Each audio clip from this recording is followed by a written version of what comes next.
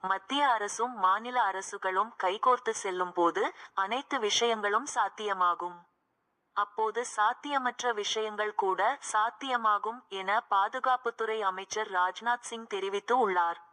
தில்லியில் நடைபெற்ற முன்னாள் ராணுவ வீரர்கள் நலனுக்கான தேசிய மாநாட்டில் ராஜ்நாத் சிங் பேசியதாவது, இது போன்ற நிகழ்வு முதன்முறையாக நடத்தப்பட்டதாக எனக்கு தெரிவிக்கப்பட்டது.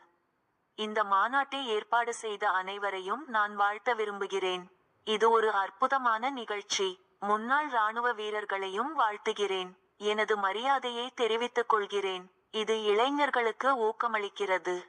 முன்னாள் ராணுவ வீரர்கள் நலனுக்கானது. மாநில அரசுகளும் அவர்களுக்கான திட்டங்களை கொண்டு வருகின்றன. மாநாட்டின் நோக்கம் இதுதான். மத்திய அரசும் மாநில அரசுகளும் கைகோர்த்து செல்லும் போது அனைத்து விஷயங்களும் சாத்தியமாகும்.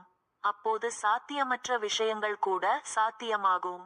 மிகப்பெரிய சமீபத்திய உதாரணம் ஜிஎஸ்டி வரி சீர்திருத்தங்கள் செய்து மத்திய அரசு ஒரு மைல் கல்லை அடைந்துள்ளது. இது ஒருமித்த கருத்து காரணமாக நடந்தது. இது மட்டுமல்ல, கோவிட்-19 தடுப்பூசி திட்டத்தை நினைவில் கொள்ளுங்கள். மத்திய அரசு அனைத்து மக்களுக்கும் தடுப்பூசிகள் கிடைக்க ஏற்பாடு செய்தது.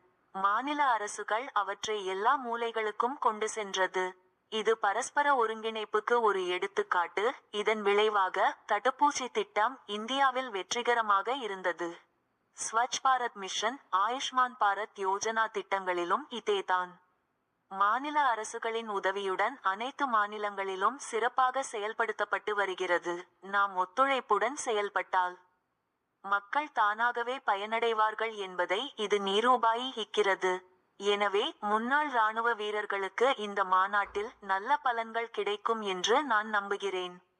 இவ்வாறு ராஜ்நாத் சிங் பேசினார்.